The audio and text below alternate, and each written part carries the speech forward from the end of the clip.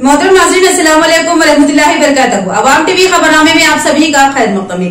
आइए सबसे पहले सुनने की सादत हासिल करते हैं हदीस मुबारक। औज़ु बिल्लाहि मिनश शैतानिर रजीम, बिस्मिल्लाहिर रहमानिर रहीम।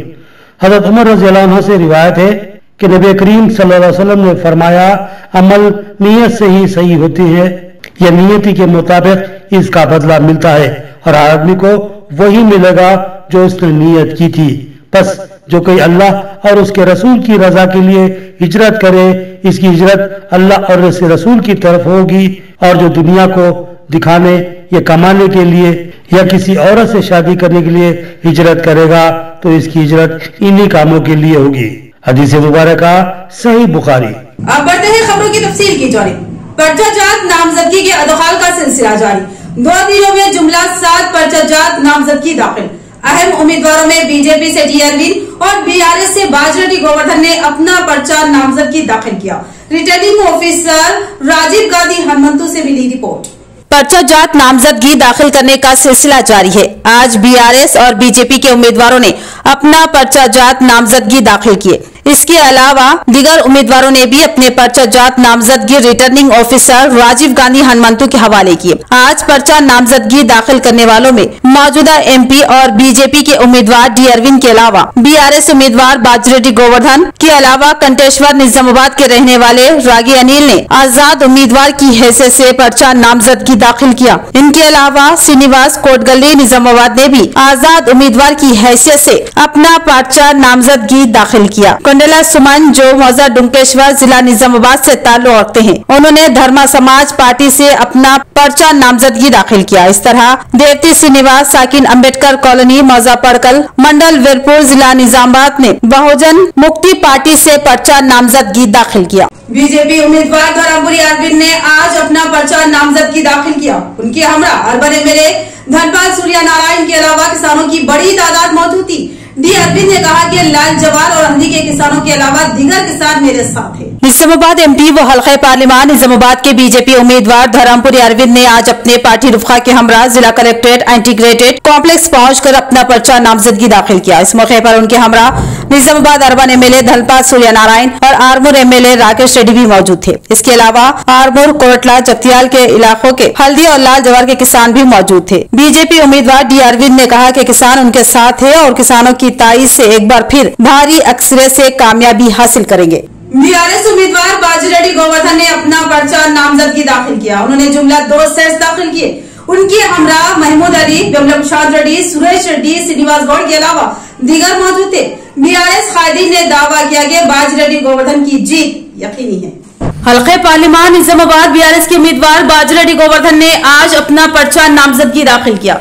इत्तलात के मुताबिक उन्होंने जुमला 2 सेट्स दाखिल किए। उन्होंने जिला इंटीग्रेटेड कॉम्प्लेक्स कलेक्ट्रेट में वाक़े सेंटर पर पहुंचकर अपना पर्चा नामजदगी रिटर्निंग ऑफिसर राजीव गांधी हनुमंतु के हवाले किया। इस मौके पर उनके हमरा साबिक रियासती वजीर बिमला प्रशांत रेड्डी, सदर जिला बीआरएस व साबिक एमएलए जीवन रेड्डी, राज्यसभा एमपी सुरेश रेड्डी, साबिक अर्बन एमएलए बीगल अगरेश गुप्ता के अलावा डॉक्टर संजय और साबिक बोधन एमएलए मोहम्मद शकील आमिर की अहलिया आयशा फातिमा भी मौजूद थी। बाजरेड्डी गोवर्धन ने बताया कि आज बीआरएस के तमाम कायदीन उनके शाना बशाना खड़े हैं और उनकी कामयाबी के लिए कोशा हैं, जबकि दूसरी पार्टियां इख्तलाफात और ग्रुप बंदियों का शिकार है। इसकी वजह सिर्फ ये है कि ये पार्टियां और इसके कायदीन मफादात के लिए एक दूसरे के साथ खड़े हैं, जबकि बीआरएस के कायदीन तेलंगाना और तेलंगाना की आवाम के लिए एक साथ सीसा पिलाई हुई दीवार की तरह खड़े हैं। कांग्रेस हुकूमत ने महज चंद दिनों में अपनी मकबूलियत खो दी है। अवाम कांग्रेस की हुकूमत से बेजार हो रही है। बार बार बरक़े की मजदूरी और मशरों की कसरत ये बताती है कि यहाँ रियासत में कांग्रेस की हुकूमत आ चुकी है। बीआरएस के इंतखाबी जलसे से कायदीन का खिताब। ओल्ड कलेक्ट्रेट के अहाते में निजामाबाद पार्लिमानी हल्के के बीआरएस उम्मीदवार बाजरेड्डी गोवर्धन का एक जबरदस्त इंतखाबी जलसे आम मुनक्किद हुआ, जिसमें कई अहम बीआरएस कायदीन और साबिक रियासती वज़रा ने शिरकत की। साबिक वजीर दाखिला मोहम्मद महमूद अली, साबिक रियासती वजीर बिमला प्रशांत रेड्डी भी मेहमान खुसूसी की हैसियत से शरीक थे। इस जलसे की सदारत सदर जिला बीआरएस जीवन रेड्डी ने की। इस जलसे के अहम तरीन शुरा में Rajya Sabha MP Suresh Reddy, Jagtial MLA doctor Sanjay, साबिक अर्बन एमएलए बीगल अगरेश गुप्ता, साबिक रियासती वजीर श्रीनिवास गौड़, बोधन साबिक एमएलए की अहलिया आयशा फातिमा, साबिक जगत्याल एमएलए एल रमना, साबिक रेडको चेयरमैन एससी अलीम के अलावा दीगर कायदीन शामिल थे। इस जलसे से खिताब करते हुए बीआरएस के कायदीन ने बताया कि बीआरएस सुप्रीमो केसीआर की क़ियादत में बीआरएस हुकूमत ने अवाम की जबरदस्त खिदमत की थी और कांग्रेस के बरसरे इख्तिदार आने के चंद दिनों में ही अवाम कांग्रेस से परेशान हो चुकी है। उन कायदीन ने कहा कि बाजरेड्डी गोवर्धन अवाम के दरमियान रहकर बेलौस अवाम की खिदमत करने वाले कायद हैं और अवाम में जबरदस्त मकबूलियत रखते हैं। जहां भी वो गए अवाम ने उनको मोहब्बतों से नवाजा और कामयाब बनाया और उनको आरमूर, बांसवाड़ा और निजामाबाद रूरल में एमएलए की हैसियत से अवाम की खिदमत करने का एजाज हासिल है। लिहाजा उनको कामयाब बनाकर पार्लियामेंट को भेजे ताकि अवाम के मसाइल की यकसवी हो सके। उन कायदीन ने कहा कि बाजरेड्डी गोवर्धन एक सेकुलर और तमाम तबकात में एकसा मकबूलियत रखने वाले कायद है और तमाम ही तबकात की तायद से उनकी जीत यकीनी है। उन कायदीन ने कहा कि अवाम एमपीडी अरविंद के झूठ और धोखाधड़ी से सख्त नाराज है और उनको मुनासिब सबक सिखाने का जहन बना चुकी है। बीआरएस कायदीन ने कहा कि सर्वे रिपोर्ट्स में भी ये बात सामने आई है कि रियासत में बीआरएस को 8 ta 10 निशिस्तों पर कामयाबी होगी, जबकि कांग्रेस 4 ta 6 निशिस्तों पर ही कामयाब होगी, जबकि बीजेपी को बमुश्किल 2 सीटें मिलेगी। लिहाजा अवाम को मुत्तहिदा तौर पर अमन, एकजहती और तरक्की के लिए बीआरएस को वोट देना चाहिए। बहुत तजुर्बेकार है और बहुत अच्छा काम करके बताएंगे, इसलिए आज उनका नामिनेशन दाखिल किया गया है। मैं हमारे पार्टी सदर कल्वाकुंडा चंद्रशेखर राव साहब का दिल की गहराई से शुक्रिया अदा करता हूँ। आज के जलसे का सदर डिस्ट्रिक्ट प्रेसिडेंट जीवन रेड्डी साहब बहुत डायनामिक लीडर है हमारा। कैसा है देखे आप, बहुत हरकती लीडर है। इंशाल्लाह पार्टी के अंदर कभी कभी नीचे ऊपर होता रहता है, मगर हमारी पार्टी तेलंगाना पार्टी है, तेलंगाना के लिए बनी है। आगे भी हमारी पार्टी तेलंगाना में रूल करेगी। बीआरएस पार्टी के ऊपर 9.5 साल हुई है। सबसे अच्छा दौर अगर गुजरा है तेलंगाना का तरीका तरक्की का, वो 9.5 साल में गुजरा है। इसलिए मैं तमाम मेरे भाइयों बहनों को कहता हूँ, ये लोग कांग्रेस वाले धोखेबाज लोग हैं, धोखे का बातें करें। रेवंत रेड्डी ने तेलंगाना आने से पहले, पावर में आने से पहले तेलंगाना मूवमेंट में कभी भी उन्होंने जद्दोजहद नहीं की, कभी उन्होंने तेलंगाना की आवाज नहीं उठाई। तेलंगाना इख्तिदार हासिल करने के लिए झूठे झूठे वायदे कर तेलंगाना के अवाम को धोखा दिया। అలాగే అందరి సోదరులకు విజ్ఞప్తి చేస్తున్నారు, ఈ బీజేపీ పార్టీ హిందూ ముస్లిం జగడా చేస్తున్నారు। ఆదిరెడ్డి అన్న కేసీఆర్ గారు ఇద్దరు కూడా ఒకటే డేట్ నాడు పుట్టిరు, ఒకటే సంవత్సరం పుట్టిరు। తాను సిద్దిపేట పోతే సిద్దిపేట, కరీంనగర్, మహబూబ్ నగర్, గజ్వేల్ అన్ని దగ్గర కూడా విజయడంగా మోగించారు। మాట్లాడే వాళ్ళు చాలా మంది ఉన్నారు కాబట్టి ఎక్కువ సమయం తీసుకోకుండా నేను ఒకటే విషయం చెప్తా ఉన్నా। ఈ రోజు ఎన్నికలలో మనం ఓడిపోయామని చెప్పేసి అధైర్యపడొద్దు। సర్వేలు చెప్తా ఉన్నాయి కనీసం 8 నుంచి 10 మనకు ఎంపీ సీట్లు రాబోతున్నాయని చెప్పి। ఈ కాంగ్రెస్ పార్టీ చేసినటువంటి తప్పిదాల వల్ల మళ్ళీ మనం గెలవబోతున్నామని చెప్పి ఏదో కొంతమంది నాయకులు పోయినరు అని చెప్పేసి మనం బాధపడొద్దు। ఒకవేళ నిజంగా పోయి ఉంటే ఇంతమంది వేదిక మీద ఉన్నటువంటి నాయకులు, ఇంతమంది వేదిక మీద ముందర ఉన్నటువంటి నాయకులు మరి ఎక్కడి నుంచి వస్తారు? నిన్ననే కేసీఆర్ గారి ఆధ్వర్యంలో మీటింగ్ అయింది తెలంగాణ భవన్లో। చాలా బ్రహ్మాండంగా ఒక మంచి మెసేజ్ ఇచ్చారు కేసీఆర్ గారు। తప్పకుండా భారీ మెజార్టీతో బాజిరెడ్డి గోవర్ధన్ అన్నని గెలిపించాల్సిందిగా మీ అందరికి విజ్ఞప్తి చేస్తూ, తప్పకుండా మన పూర్వ వైభవం అతి త్వరలో తీసుకురావాలా తెలంగాణకు అని చెప్పేసి మీ అందరికీ కోరుకుంటూ నేను సెలవు తీసుకుంటా ఉన్నా। జై హింద్, జై తెలంగాణ। మీ అన్న మీ తమ్ముడు బాలరాజు ఫోన్ చేసి మాట్లాడుతున్నాను, ఇలా మాట్లాడకపోతే మిస్ కాల్ మళ్ళీ చేస్తాను నేను పని అడుగుతా, చేసి చూపిస్తా నేను, పని పోమని చెప్తా నేను, కాకుండా మళ్ళీ రమ్మని చెప్తా నేను। అలాంటి వ్యక్తిని నేను ఇవాళ నేను బాగా చేస్తున్నాను। అందరికి కూడా ఈ అవకాశం అయితే వచ్చిందో మనం ఉపయోగించుకోవాలి, మనం గెలవాలి। బీఆర్ఎస్ పార్టీ రాష్ట్రంలో కనీసం 10 నుంచి 12 సీట్లు మనం గెలుస్తున్నాం, మనం 10 నుంచి 12 సీట్లు మనం గెలుస్తున్నాం। గెలిచిన నిజామాబాద్ కూడా ఉంది, కాబట్టి మనం గెలిస్తే కేసీఆర్కు బలం వస్తుంది, మనం గెలిస్తే మన నాయకుడికి బలం వస్తుంది। ఒక్కొక్క కాంగ్రెస్ బీజేపీని చెండి ఆటకు బాగా అది మేము గెలిస్తే అవుతుంది। మేము గెలిస్తే అని కూడా కాంగ్రెస్ వాళ్ళు ప్రజలు తిరగబడుతున్నారు, మాకు ఓటేసేట్లేరు, కొన్నాళ్ళు చేయాలి లేకపోతే లాభం లేదనుకుంటారు వాళ్ళు। కాబట్టి మీరు మనవేస్తుంది అందరు కూడా బీజేపీ అయితే శూన్యం ఏం లేదు అంటున్నాడు బాబాడు అరవింద్. అరే జగతలు కూడా వస్తలేడు, మాకు కొడుకులు కూడా వస్తలేడు, బాధ కూడా తగ్గిపోయింది. ఇవ కూడా పోస్ట్ పెట్టిన सोशल मीडिया इंटी बतलाड़ सदर जिला बिहार से जीवन रेड्डी ने बीजेपी उम्मीदवार डी अरविंद को अपनी शदीद तनकीद का निशाना बनाया। कहा कि आवाम से बेशुमार वादे करके फरार हो जाने वाले एमपी अब एक बार फिर आपके सामने। उन्होंने सवाल किया कि क्या आप एक बार फिर धोखा खाएंगे। हल्के पार्लिमान निजामाबाद के बीआरएस उम्मीदवार बाजरेड्डी गोवर्धन के इंतखाबी जलसे से खिताब करते हुए सदर जिला बीआरएस व साबिक एमएलए आरमूर ए जीवन रेड्डी ने निजामाबाद एमपी डी अरविंद को अपनी शदीद तनकीद का निशाना बनाया। उन्होंने बिल्कुल अछूते व मुनफरद अंदाज में खिताब किया और अपने खिताब के दौरान वो आवाम से सवाल भी करते जा रहे थे, जिसका आवाम पुरजोर जवाब भी दे रही थी। उन्होंने एमपी डी अरविंद को वादों से इन्हिराफ करके फरार हो जाने वाला एमपी करार दिया। कहा कि उसने लिखकर वादे किए और 5 सालों में ये भी नहीं देखा कि उन्होंने लिखकर क्या दिया था। उसी तरह उनके दिगर वादे भी बर्फदान की नजर हो गए। उन्होंने आवाम से सवाल किया कि क्या अब भी आप डी अरविंद का चेहरा देखना पसंद करेंगे, जिस पर आवाम ने पुरजोर आवाज में इनकार कर दिया।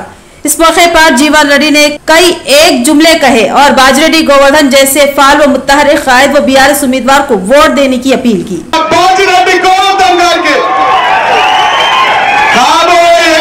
అంతేనా? మన ఎంపీకి తీటున్నారా? ఉన్నారా? దమ్ముందా? గ్రౌండ్ చూసుకుంటాం అంతేనా? వాళ్ళు ఏమన్నారు, నేను ఎక్కువ తక్కువ చెప్ప నాకు చెప్తే మా వాళ్ళందరికీ కలిసి నువ్వు 2 నిమిషాలే మాట్లాడు 2 నిమిషాలే మాట్లాడంటు. నేను కరెక్ట్ 1 నిమిషం 22 సెకండ్లే మాట్లాడతా, ఓకేనా? వీడేమో fake and false fraud MP. ఇక్కడ ఉన్నోడు ఈ గుండు Arvind fake and fraud and false MP, అవునా కాదా? చదివింది ఫేకు, ఇచ్చింది బాండ్ పేపర్ ఫాల్స్, చెప్పేది ఫ్రాడ్, అవునా? మన మంచి చెడుకు ఎప్పుడైనా వచ్చిండా? చావుకు బతుకు వచ్చిండా? పెళ్లిలకు వచ్చిండా? వాడు మనకు కావాలా? వాడి ముఖం మంచిగుందా? వాడి ముఖం చూస్తే దరిద్రం కరువు వచ్చింది, అంతేనా? ఇంకొక ఆయనకి 80 ఏళ్ళు ఉన్నాడు అక్కడ, జీవన్ రెడ్డి. నీకెందుకు ఇంకా కాడు? నేను ఉన్నాగా, అవసరమా? ఈ జీవన్ రెడ్డి నేను లేనా? నేను బాజిరెడ్డి దగ్గర లేనా? ఆయన అవసరమా? నడితే నిలబడితే కూర్చుంట రాదు. మన ఆర్ఎండ్బి మినిస్టర్ ఉన్నప్పుడు ఎన్ని రోడ్లు వేసిండు, కాయలు ఉన్నప్పుడు ఎన్ని రోడ్లు వేసిండు తెలుసా? ఆయన వచ్చి తమ్ముళ్ళ కాంట్రాక్ట్లు ఇచ్చుకున్నాడు, వాస్తవం కాదా? ఇవాళ మట్టి రోడ్లు దొరుకుతలేవు ఈయన మన మంత్రి ఉన్నప్పుడు, వాస్తవం కాదా? ఇక్కడ మనకు పెద్దలు సురేష్ రెడ్డి గారు ఉన్నారు కదా, లోకల్ ఎమ్మెల్యే ఉన్నారు గణేష్ గుప్తా గారు, వీళ్ళందరూ ఉన్న తర్వాత ఆయన అవసరం మాకు అక్కడి నుంచి ఆయన ఎక్కడైనా ఇక్కడ సంబంధం ఉందా? ఈ 5 ప్రాంతాలు ఉన్నారంతా ఇక్కడ మంచి ఉన్నారు కదా, మనోడు మంచికి చేరుకున్నాడు కదా, ఆర్మూర్లు ఎమ్మెల్యే చేసిండు కదా, పుట్టింది భీమ్గల్ సజీ కదా, ఉన్నది రూరల్ కదా, గెలిచింది బాన్సువాళ్ళ కదా, యాడబడతా పుట్టి నుంచి ఆయనకు వేరే పనే రోజు లోకమే లేదుగా. మనిషి లేకపోతే ఆగమవుతాడు. అరే పిస లేస్తుందిరా నాకు ఏందన్నంటే ఇలా 300 మందినే కలిసిండ్రా జీవన్, నాకు పిస లేస్తుందిరా, ఫోన్లు తక్కత్తున్నాయి. గిట్లా మాట్లాడే వ్యక్తి ప్రజల కోసం ప్రతినిత్యం ఆలోచించే వ్యక్తి, మీ మంచి చెడులకు ఉండే వ్యక్తి, నిజామాబాద్ రూరల్ నుంచి పాల్గొండ నుంచి ఆర్మూర్ దాకా ఎవరు వచ్చినా ఎవరు బతికినా పిలిచినా పిలవకున్నా పెళ్లికి వచ్చే వ్యక్తిత్వం ఉన్న వ్యక్తి ప్రజా నాయకుడు మన బాజిరెడ్డి గారు. ఇక కాంగ్రెస్ వాడు కథ చెప్తా అయిపోయిందా? జీవన్ రెడ్డి లేస్తాడా? ఇక్కడ 5 నియోజకవర్గాలకు వేస్తారా? మనకేమైనా సంబంధం ఉందా? ఎప్పుడైనా మన ఊరికి వచ్చిండా? మన పెళ్లికి వచ్చిండా? మన మనుషులు ఎవరైనా చనిపోతే వచ్చిండా? మనం దావకాల నుండి వచ్చిండా? ఆయన పని అయిపోయిందా? ఇప్పుడు ఇక అసలు విషయం చెప్తా. बीजेपी नफरत और कांग्रेस गुंडा राज का माहौल बना रही है। मेरे कमसिन बेटे को झूठे मुकदमात में फंसाकर पूरे खानदान को हरासा किया जा रहा है। क्या बारगेट को टक्कर देना बहुत बड़ा जुर्म है? बीआरएस की इंतखाबी जलसे से खिताब करते हुए आयशा फातिमा ने उठाया सवाल। हल्के पार्लिमान निजामाबाद के पार्लिमानी उम्मीदवार बाजरेड्डी गोवर्धन के इंतखाबी जलसे में साबिक बोधन एमएलए मोहम्मद शकील आमिर की अदम मौजूदगी की वजह से उनकी अहलिया आयशा फातिमा ने इस इंतखाबी जलसे में शिरकत की और मोहम्मद शकील आमिर की नुमाइंदगी की। इस जलसे से खिताब करते हुए उन्होंने कांग्रेस हुकूमत पर शदीद तनकीद की। कहा कि 420 वादे करने वाली कांग्रेस हुकूमत ने अब तक सिर्फ एक वादा पूरा किया और वो वादा खवातीन को आरटीसी बस में मुफ्त सफर की सहूलत की फराहमी है। लेकिन एक तरफ मुफ्त बस सफर की स्कीम शुरू की तो दूसरी तरफ बसों की तादाद में कमी कर दी, जिसकी वजह से खवातीन के लिए बस का सफर इंतहाई तल्ख और मुश्किल तरीन बन गया। ये खवातीन के लिए राहत वाली स्कीम नहीं बल्कि अजाब वाली स्कीम बन चुकी है। खवातीन को घंटों बस का इंतजार करना पड़ रहा है, जबकि इसके 420 वादे अब भी बरफदान की नजर हो चुके हैं। इस सिलसिले में अब कोई बात भी नहीं कर रहा है। आयशा फातिमा ने कहा कि एक तरफ के बीजेपी मुनाफरत फैला रही है और नफरत की सियासत करते हुए लड़ाऊ और हुकूमत करो की पॉलिसी पर अमल पैरा है, तो दूसरी तरफ कांग्रेस पार्टी गुंडा राज चला रही है। आयशा फातिमा ने जज्बाती अंदाज में बताया कि कांग्रेस के गुंडा राज की बदतरीन मिसाल ये है कि उनके 21 साल कम उम्र बेटे को पुलिस हरासानी का शिकार बना रही है, जिसका कसूर सिर्फ ये था कि उसने एक बैरिकेड को टक्कर दे दी थी। ऐसे केस में पुलिस या तो नजरअंदाज कर देती है या फिर मामूली सा चालान करते हुए छोड़ देती है, लेकिन इस मामूली केस का बहाना बनाकर उनके कम उम्र बेटे को 3 दिन तक जेल में महरूस रखा गया। साबिक एमएलए मोहम्मद शकील आमिर पर मुकदमा दर्ज किया गया और उनके पूरे खानदान बशमुल खवातीन को हरासानी का शिकार बनाया गया। उन्होंने आवाम से दर्दमंदाना अपील की कि इस रियासत को इस गुंडा राज से निजात दिलाने के लिए बीआरएस के उम्मीदवार बाजरेड्डी गोवर्धन और दीगर बीआरएस उम्मीदवारों को भारी अक्सरियत से कामयाब बनाए। कांग्रेस प्रभुत्వం అంటే గుండా రాజం, వాళ్ళు అదే చేస్తున్నారు। కాంగ్రెస్ ప్రభుత్వం అంటే గుండా రాజం, వాళ్ళు అదే చేస్తున్నారు। बीजेपी ఏమంటే మనం చిన్నప్పటి నుంచి हिंदू मुस्लिम सिख ईसाई हम सब भाई भाई, हम ये ऐसे चलते हैं। बीजेपी हिंदू अलग ముస్లిం अलग అట్లా చేస్తున్నారు। అయితే బీజేపీ వాళ్ళు వేరే చేస్తున్నారు, కాంగ్రెస్ వాళ్ళు గుండా రాజం చేస్తున్నారు। అయితే మీ అందరికీ దయచేసి మళ్ళొకసారి చెప్తామా, మీరే ఇప్పుడు చెప్పినారు మీ అన్మోలం ఓట్ మీరు ఎవరికి ఇస్తున్నారు? కార్ గుర్తుకే మన బాజిరెడ్డి అన్న ఇక్కడ ఉన్నారు, చాలా మంచి పని చేస్తారు। ఎప్పుడైనా మీకు ఆది రాత్ కూడా ఏమైనా పని ఉంటే మేమందరం ఇక్కడ మీతోటి ఉంటా। ఇప్పుడు ఎట్లా ఉన్నారు అట్లానే ఉంటా। ఎప్పుడైనా మీ आप लोगों के साथ रहते तो आप लोगों से मेरी बहुत अदब एंड गुजारिश है, మీరు అందరికీ చెప్పండి। ఇంకా వాళ్ళు కేసు కూడా పెట్టున్నారు, చాలా మంది మంది మీద కేసు పెట్టున్నారు। నా బాబు మీద వాళ్ళు కేసు పెట్టినారు। నా బాబు 21 ఇయర్స్ ఓల్డ్ స్టూడెంట్ బయట చదువుతున్నారు, కానీ నా బాబు మిస్టేక్ ఏంటంటే కార్ పోయి బ్యారికేటర్ కు హిట్ చేసినారు। కార్ బ్యారికేటర్ కు హిట్ చేసినారు, ఎవరు చచ్చిపోలేదు, ఏం కాలేదు। కానీ రోజు ఇంత యాక్సిడెంట్ అవుతుంది, దానికి ఇడిసి నా బాబుకి 3 days జైలు కు కూడా పంపించారు బ్యారికేడ్ హిట్ చేసినకి। ఎవరైనా ఇక్కడ మీరు ఇంత వయసు ఉందని కాదమ్మా మీ అందరికి, కానీ ఎవరైనా ఇప్పుడు దాకా మీరు कभी भी ऐसा सुने क्या कि बैरिकेड को हिट करने से कोई जेल को जाके आया और 3 दिन तक उसको जेल में रखे बैरिकेड हिट करने के लिए? मासूम बच्चा मेरा जो 21 इयर्स ओल्ड है उसको भी नहीं छोड़े। अब साहब के ऊपर भी केस है, आपके एमएलए शकील साहब, उनके एक्स एमएलए, उनके ऊपर भी केसेस करके उनको भी हरासमेंट, घर पे हमको भी हरासमेंट। అందుకోసం చెప్తున్నా, కాంగ్రెస్ అంటే గుండా రాజం। ఆ గుండా రాజం ఈ రోజు నాకు అయింది, రేపు మీకు కూడా అవుతుంది। అది अगर वो नहीं होना है तो हम सबको आवाज उठाना और हम सब ऐसे बनना जरूरी है। उसके लिए हमको कार के निशान को वोट देना जरूरी है। बाजीरेड्डी अन्ना को वोट देना जरूरी है, जो कार का निशान है। Thank you so much. गर्मी बहुत है, वक्त बहुत ज्यादा ले चुकी हूँ। जय तेलंगाना, जय तेलंगाना। मनने गुर्तु कार गुर्तु के। Thank you. रियासती वजीर आला रेवंत रेड्डी की क़ियादत में बीजेपी पार्टी के साबिका एमपी रविंदर नायक ने कांग्रेस पार्टी में शमूलियत अख्तियार की। बीजेपी के सीनियर लीडर व साबिका एमपी रविंद्र नायक समेत उनके हामियों ने रियासती वजीर आला रेवंत रेड्डी की मौजूदगी में कांग्रेस पार्टी में शमूलियत इख्तियार की। इस मौके पर वजीर आला रेवंत रेड्डी ने रविंद्र नायक को पार्टी खंडवा पहनाकर पार्टी में खैर मकदम किया। इस मौके पर कांग्रेस के कायदीन के अलावा दीगर मौजूद थे।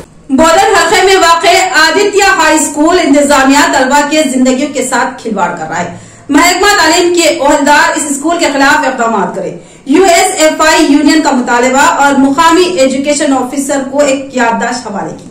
बोधन शहर में कुछ स्कूल्स इंतजामिया कानून की खिलाफ वर्जी कर रहे हैं। उन स्कूल्स में से एक स्कूल आदित्य हाई स्कूल है जो तलबा की जिंदगियों से खिलवाड़ कर रहा है। आज student federation of India USFI student union के ज़ेर एहतमाम मुकामी एजुकेशन ऑफिसर को आदित्य स्कूल के खिलाफ एक याददाश्त हवाले की गयी। इस मौके पर यूनाइटेड स्टूडेंट फेडरेशन के जिला सेक्रेटरी संजय तलारे ने कहा कि आदित्य स्कूल पर माजी में भी कई इल्जामात लगे हैं। कल ही का एक वाकया सबके सामने है। कल आदित्य स्कूल की वैन को रेलवे ट्रैक पर तेज रफ्तारी से चलाते हुए गुजारा जा रहा था। उसी असना में तिरुपति ट्रेन आ रही थी और गेट गिर रहा था। ऐसे में बस ड्राइवर लापरवाही का मुजाहिरा करते हुए बस को लेकर चला गया और दोनों गेटों के दरमियान बस को रोक दिया। बस ड्राइवर ने तलबा की जानों को खतरे में डाल दिया, जिस पर मुकामी लोगों ने बरहमी का इजहार किया। कहा कि क्या बस का ड्राइवर नशे की हालत में था। इससे कबल भी रुद्र हल्के में बस को एक दरख्त से टक्कर दे दी थी, जिसमें कई तलबा जख्मी हुए थे। अगर तलबा के साथ कुछ नागहानी वाकया पेश आता तो इसका जिम्मेदार कौन होता। आदित्य स्कूल वालों ने अपना रवैया तब्दील नहीं किया तो भारी खामियाजा भुगतना पड़ेगा।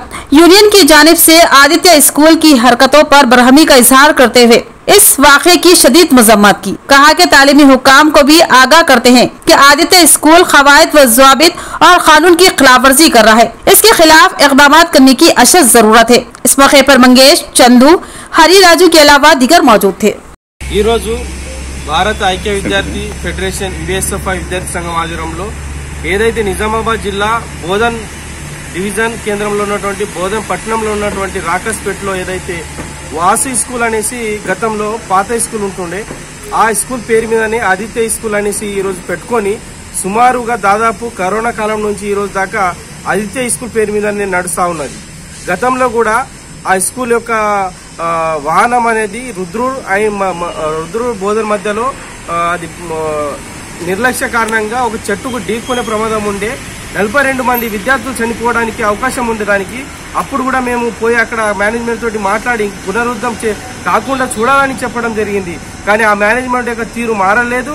ఇప్పుడు విద్యార్థి సంఘాలు పోయినప్పటికీ విలేకరులు పోయినా అధికారులు పోయినా ఇప్పటికీ మేము MO సార్ గారికి కూడా చెప్పినాం।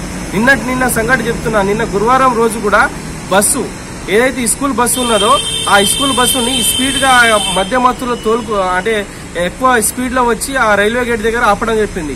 అప్పటికే ఆ ట్రైన్ వస్తా ఉన్నది। అది వచ్చినప్పటికీ ఆయన మధ్యలో 2 గేట్ల మధ్యలో ఆపడం జరిగింది। ఆ వెంటనే ఆ యొక్క డ్రైవర్ ని తీసేయాలి, ముందుగా ఈ స్కూల్ యొక్క రికగ్నిషన్ ఉందా లేదా అని మేము MO సార్కి అడగగా ఇప్పుడే ఆ లెటర్ ప్యాడ్ మీద కూడా డమ్మీ లెటర్ ప్యాడ్ ఇవ్వడం జరిగింది MO సార్ గారికి। దాని మీద డమ్మీ లెటర్ ప్యాడ్ మీద రికగ్నిషన్ అయినటువంటి స్టాంపు లేదు, అదే విధంగా లెటర్ ప్యాడ్ కూడా లేదు। మేము దయచేసి మేము కోరుతా ఉన్న ఒకటే ఏంటంటే మేము DO సార్ కూడా కాంప్లైంట్ ఇస్తాం। దశల వారీగా ఏదైతే ఆదిత్య స్కూల్ ఉందో దశల వారీగా ప్రోగ్రామ్స్ ఉంటాయి। ఖచ్చితంగా ఆ స్కూల్ మీద ఇప్పుడు MP కోడ్ ఉంది కాబట్టి చేయలేకపోతున్నాం ఖచ్చితంగా। ఎందుకంటే మాకు MO సార్ మీద నమ్మకం ఉంది కాబట్టి మేము రాతపూర్వకంగా ఆయనకు లెటర్ రాసి ఇవ్వడం జరిగింది। అదే విధంగా ఆయన మీద మాకు పూర్తి నమ్మకం ఉంది। ఆ స్కూల్ యొక్క శూన్యంగా తెలుసుకొని ఇంకోటి ఏంటంటే ఈ స్కూల్ ఎండాకాలం సెలవులు ఇవ్వక ముందే ఆ స్కూల్లో ఉన్నటువంటి టీచర్లని అందరినీ కూడా క్యాన్వాసింగ్ కి పంపించి ఆ స్కూల్లో ఉన్నటువంటి విద్యార్థులని ఒట్టిగా ఏదో టైంపాస్ కు ఉంచుకొని 12 గంటల దాకా ఆ తర్వాత మీ ఇంట్లోకి మీరు పోండి అనేసి పంపించడం జరుగుతుంది। तो ये थी खबरों की तफसील। मजीद खबरों के साथ फिर मिलेंगे। दीजिए इजाजत। अल्लाह हाफिज।